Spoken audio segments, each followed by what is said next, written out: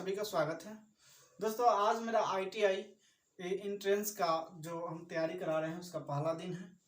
आपको बता दें जानकारी के लिए कि इससे पहले जो है हमने आपके व्हाट्सएप ग्रुप में आप कौन से बुक चलेगा, किस उसका जो है सिलेबस क्या है, उसके बारे में हमने जानकारी दे दिया है।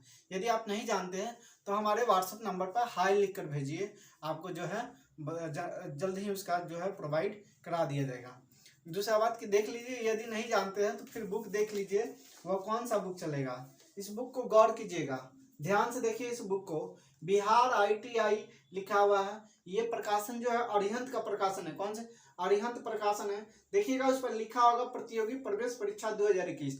आपके बाजार जो आपके नज़दीकी बाजार जो भी है, जो भी दुकान है, नज़दीकी किताब दुकान, वहाँ जाकर लीजिएगा, आसानी से आपको मिल जाएगा। ये बुक हर जगह आपको मिल जाएगा। तो चलिए आज जो है बिना टाइम वेस्ट किए अपना पहला चैप्टर देखते हैं। आज हम लोग जानेंगे गणित का संक्षिप्त इतिहास, यानी गणित का इतिहास के बारे में जानेंगे कि गणित का शुरुआत कैसे हुआ, किस काल से हुआ, किस ग्रंथ से हुआ। सबसे ज़्यादा यदि ज्ञान की बात करें गणित के मामले में तो अपना भारत बहुत अव्वल था, उसमें बहुत आगे था। यानी भारत इतना ज्ञान किसी भी कंट्री को, किसी भी देश का नहीं था।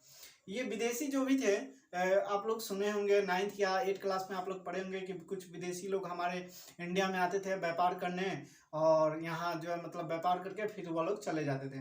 तो उस समय जो व्यापारी जो वहीं बगल के जो अपने पड़ोसी देश है, अरब हो गया, यूरोपीय देश हो गया, ये सब आता था। सब इस सब के पास थोड़ा सा भी ज्ञान नहीं था मैथ का।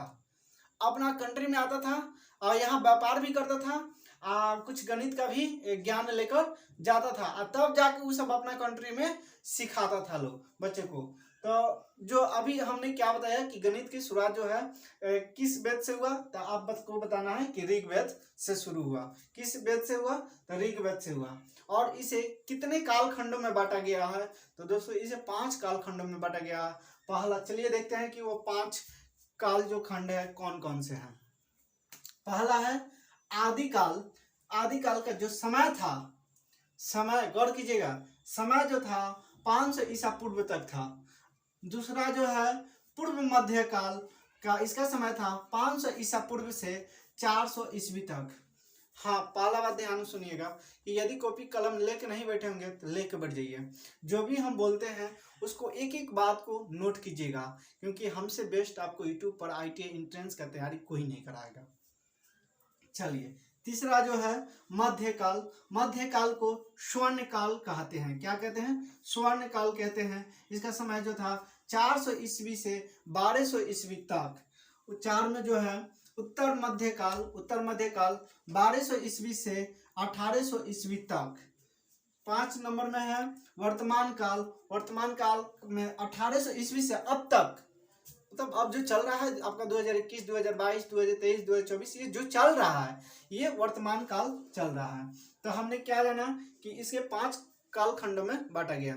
चलिए अब इसके आगे हम लोग पढ़ते हैं कि किस व्यक्ति ने कौन से ग्रंथ लिखे। तो चलिए हम लोग जो है गणित का नाम और उनके द्वारा ग्रंथ लिखा गया, मतलब कुछ व्यक्ति अपने जो है अपने द्वारा ग्रंथ लिखे गए हैं, तो उनके बारे में हम लोग डिस्कस करते हैं।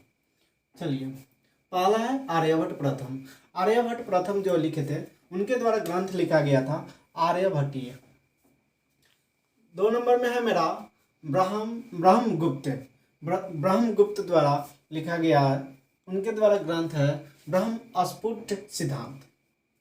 तीसरा है मेरा श्रीधराचार्य। श्रीधराचार्य द्वारा ग्रंथ लिखा गया 9 शतिका, त्रिशतिका एवं चतुर्शतिका।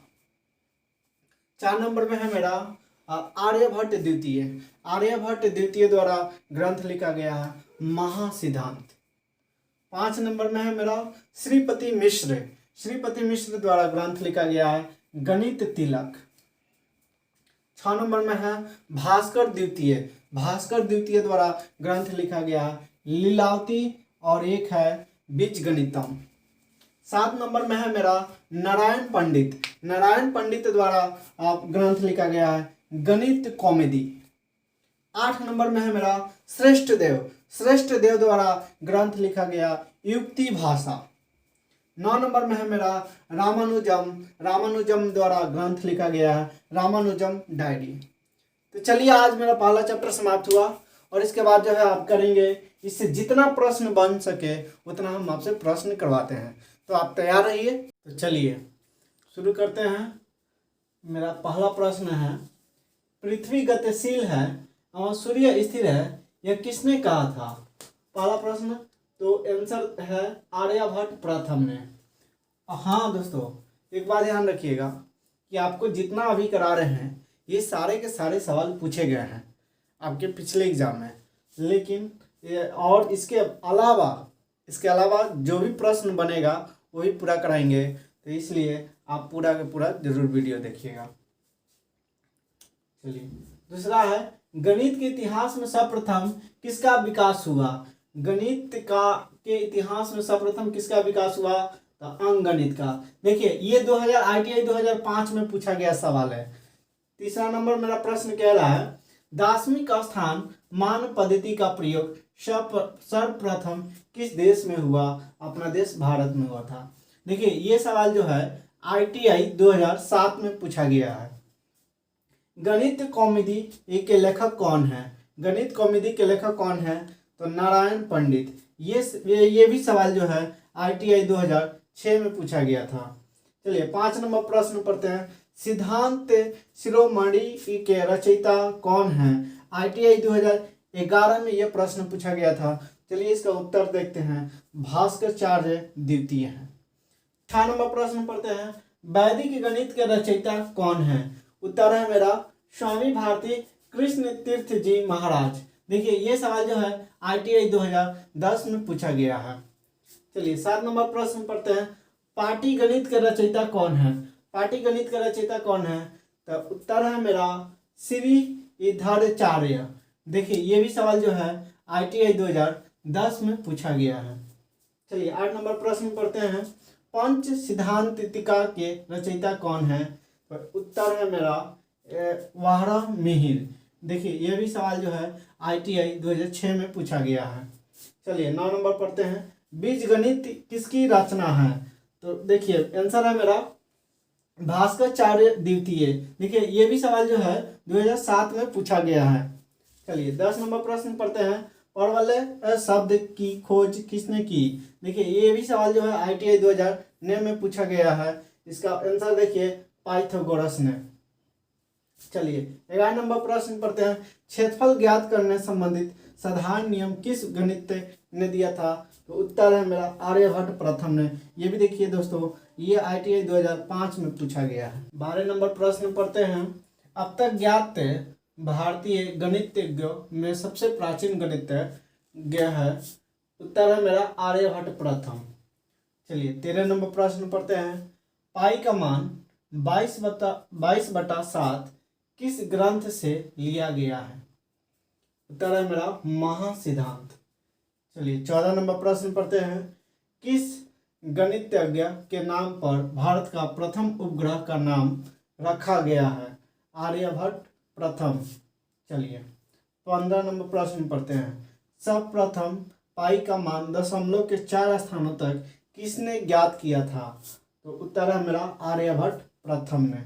चलिए 16 नंबर प्रश्न पढ़ते हैं, त्रिकोणमिति में सर्वप्रथम व्युत्क्रम जाया का प्रयोग किस गणितज्ञ द्वारा किया गया था? उत्तर है मेरा आर्यभट्ट प्रथम। 17 नंबर सवाल देखते हैं, सर्वप्रथम किसने बताया कि कोई भी ऋण अथवा धनराशि शून्य से विभाजित होने पर अनंत हो जाती है? आंसर है मेरा ब्रह्मगुप्त। चलिए 18 नंबर देखते हैं, प्रश्न क्या है, कह रहा है सर्वप्रथम ज्यामिति का प्रयोग किसके द्वारा किया गया? उत्तर है थेल्स। चलिए गणित सभी विज्ञानों की रानी है किसने कहा था? वाओ, गाउस ने। किसने कहा था? गाउस ने। चलिए किस गणितज्ञ को संख्या का जनक माना जाता है? उत्तर है पाइथागोरस को। फिर से बोलिए। चलिए 20 नंबर सवाल है, देखते हैं क्या है, किस गणितज्ञ को संख्या का जनक माना जाता है? उत्तर है मेरा पाइथागोरस को। चलिए 21 नंबर सवाल पढ़ते हैं, क्या है, कर्ण स्क्वायर बराबर लंब स्क्वायर प्लस आधार स्क्वायर यह नियम किसने दिया था? यह नियम पाइथागोरस ने दिया था। चलिए 22 नंबर सवाल पढ़ते हैं। ग्रह की गति एवं स्थिति ज्ञात करने में प्रयोग किया जाता है किस नियम का? तो त्रिकोणमिति का। चलिए तो 23 नंबर मेरा प्रश्न है, प्रसिद्ध गणितज्ञ आर्यभट्ट प्रथम किस काल से संबंधित है? यहाँ आंसर देखिए, मध्यकाल से। चलिए 24 नंबर प्रश्न है, सूर्य सिद्धांत में गणित के किस प्रकरण का वर्णन है? आंसर है मेरा त्रिकोणमिति। तो चलिए मेरा पहला चैप्टर का जितना प्रश्न बन सका उतना हमने करा दिया। इसका सेट प्रैक्टिस जो है आपके व्हाट्सएप ग्रुप में भेज दिया जाएगा।